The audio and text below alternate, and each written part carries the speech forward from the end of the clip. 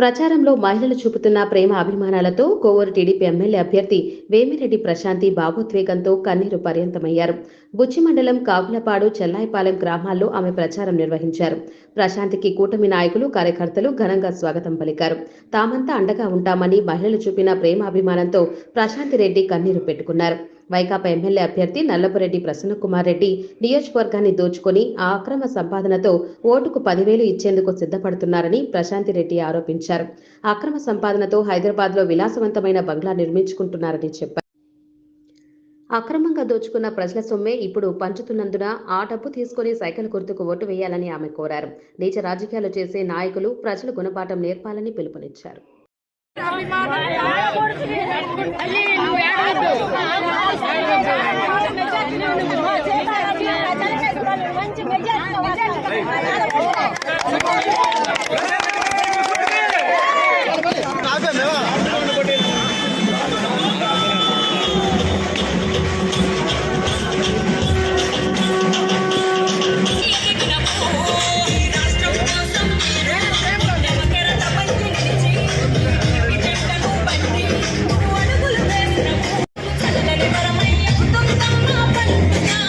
తెలుగుదేశం ప్రభుత్వం అధికారంలోకి తెచ్చుకుంటే, చంద్రబాబు నాయుడు గారిని ముఖ్యమంత్రిని చేసుకుంటే మనకి సమపాళ్లలో సంక్షేమము, అభివృద్ధి రెండు సమర్థవంతంగా చేయగల నాయకులు చంద్రబాబు నాయుడు గారు.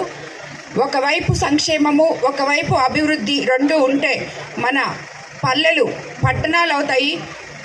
ఇక్కడ ప్రజలు ప్రతి గ్రామంలో పడుతున్న బాధలు చూస్తున్నాను. నేను మొదటిసారిగా ప్రత్యక్ష రాజకీయాల్లోకి రావడం జరిగింది.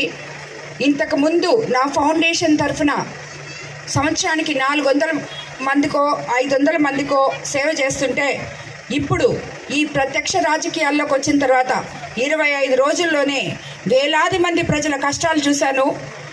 నేను ఈ ఎమ్మెల్యే చంద్రబాబు నాయుడు గారు ఒక మహిళకి ఇక్కడ అవకాశం ఇచ్చారు. దానిని భరించలేని ఈ ఎమ్మెల్యే ఎన్నెన్నో మాట్లాడుతున్నాడు. ఆ టైంలో ఒక సెకండ్ అనుకున్నా నేనేమైనా తప్పు చేశానా రాజకీయాల్లోకి వచ్చాని. కానీ మీ మధ్యలోకి వచ్చిన తర్వాత, మీ సేవ చేయడానికి వచ్చిన తర్వాత నాకు అనిపించింది, ఇలాంటి అన్యాయమైన నాయకుల్లో చేతుల్లో ఈ ప్రజలు నలిగిపోతున్నారని.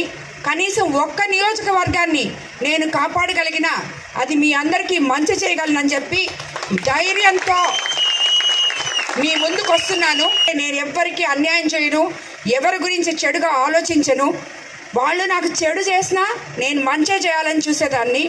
కాబట్టి మీ అందరూ నన్ను మీ అక్క చెల్లెల్లాగా, ఇప్పుడే ఈ ఊర్లో ఎంట్రన్స్లోనే వీళ్ళందరూ నన్ను ఒక చెల్లెల్లాగా అందరూ హక్కును చేర్చుకుంటే నేను తట్టుకోలేకపోయాను. వాళ్ళ అభిమానానికి నేను చేసింది చాలా మంచి పని. నేను ఎంచుకున్నది ఎప్పుడు కూడా నేను ఒక్క నిమిషం దిగిలిపడినా నా భర్త వేమిరెడ్డి ప్రభాకర్ రెడ్డి గారు, నువ్వు ధైర్యంగా ముందుకు అడిగే, ఏం కాదు, ఎవరో ఏదో మాట్లాడుకుంటే నీకేమవుతుంది అని చెప్పి ఎప్పుడు నన్ను ముందు పెట్టి ప్రతి పని చేపిస్తారు ఆయన.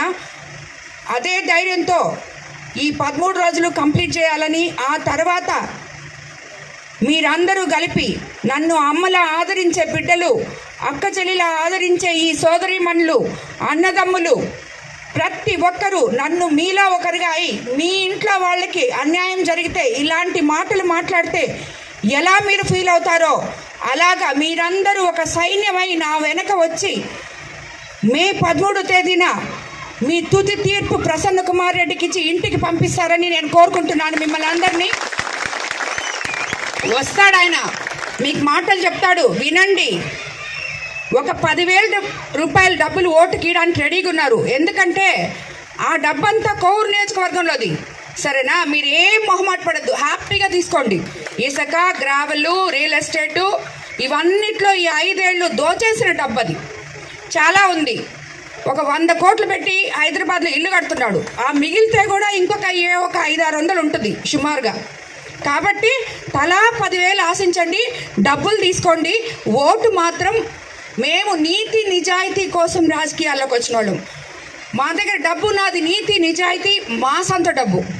కాబట్టి మీ డబ్బు కోవూరు నియోజకవర్గ ప్రజల డబ్బు కాదు, ఆయన దోచేసుకొని ఉండేది కోవూరు నియోజకవర్గాన్ని. అది మీ డబ్బు, మీ హక్కు. కాబట్టి తిరిగి తీసుకోండి. అందరూ 10,000 తీసుకొని ఓటు మాత్రం తెలుగుదేశం ప్రభుత్వం చేయండి. ఎందుకంటే అలాంటి నీచమైన రాజకీయాలు చేసే నాయకులు ఏ రోజు కూడా మన మధ్యన ఉండకూడదు. అదే నేను మిమ్మల్ని అందరినీ కోరిక. కాబట్టి తప్పకుండా మీరందరూ తెలుగుదేశం ప్రభుత్వాన్ని అధికారంలోకి తెచ్చుకోవాలి.